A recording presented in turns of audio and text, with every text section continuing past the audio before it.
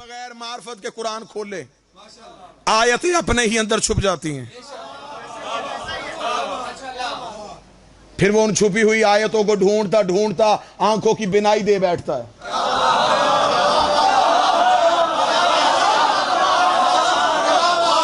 چلے بات آسان کر دیتے، صفین کا میدان تھا، علی کا لاکھوں کا دشمن کا مجمع تھا، علی نے اپنے نوکر مال کے اشتر کو بلایا۔ ہائے ہائے کتنا اچھا تھا علی کا نوکر، جسے علی نے اپنے ہوتے ہوئے کمانڈر بنایا ہو۔ ذرا حیثیت تو دیکھو علی کے نوکر کی کتنی، جسے علی جیسا شجاع کہے۔ اتنا جوان تھا علی کا نوکر، کتابیں کہتی گھوڑے کی پشت پہ آتے تھے، مال کے اشتر کے پاؤں کے تلوے زمین چومتی تھی۔ اتنا دراز قد تھا علی کے نوکر کا، دنیا میں جتنا اونچا تھا علی کے آگے اتنا ہی نیچا تھا۔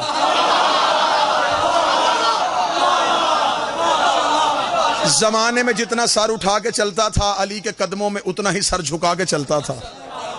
مال کے اشتر کو میرے مالک امیر نے کہا، مالک لاکھوں کا مجمع ہے، دشمن ہے میری ولایت کو تسلیم نہیں کرتے، اللہ کا کلمہ پڑھنے کے لیے تیار ہیں، رسول کی رسالت کی گواہی نماز میں بھی دیتے ہیں، کلمے میں بھی دیتے ہیں، قرآن بھی پڑھتے ہیں، لیکن میری ولایت کو تسلیم نہیں کرتے۔ میں انہیں گھیر گھار کے صفین کے میدان میں لے آیا ہوں، کیونکہ اللہ نے مجھے کہا ہے کہ تیری علی جنگ نہیں ہے، تیری ولایت کی جنگ بھی میری ہی جنگ ہے۔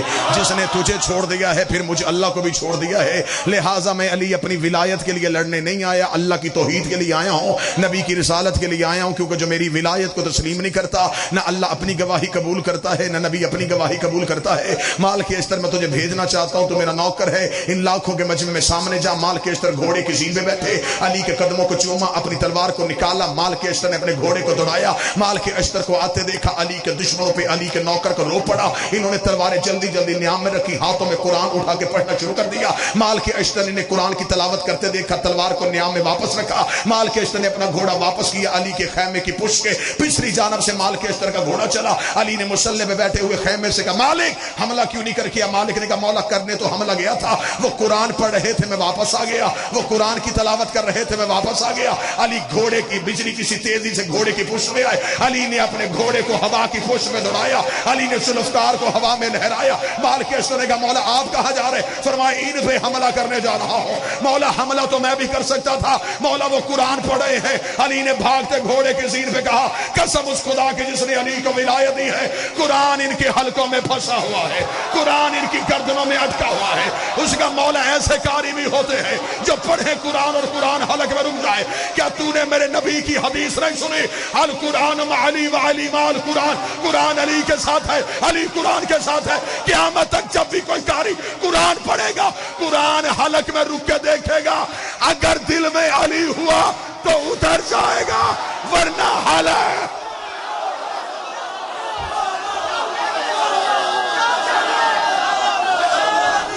سارے بولو ہاتھ اٹھا کے حیدری۔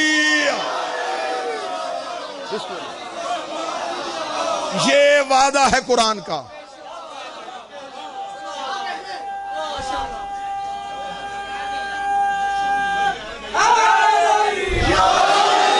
قرآن کو وہ قاری نہیں چاہیے، مصلی کو وہ نمازی نہیں چاہیے، کعبے کو وہ حاجی نہیں چاہیے، نبی کو وہ صحابی نہیں چاہیے۔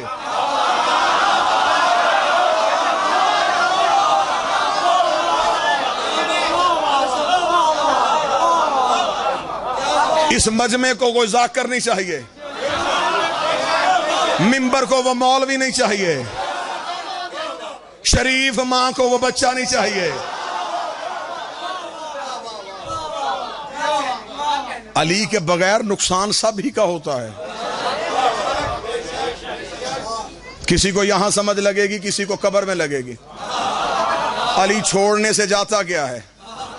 زمانہ سمجھتا ہے کہ علی کو مان جائے تو پھر بھی فائدہ، چھوڑ دیں تو نقصان کوئی نہیں ہوتا۔ آدم سے لے کے آج کے شیعہ تک سارا زمانہ علی کو مان جائے، علی کا بڑھتا کچھ نہیں۔ سارا زمانہ علی کو چھوڑ دے، علی کا گھٹتا کچھ نہیں۔ سارا زمانہ علی کو چھوڑ دے، علی کا جاتا کچھ نہیں۔ جسے علی چھوڑ دے اس کا رہتا کچھ۔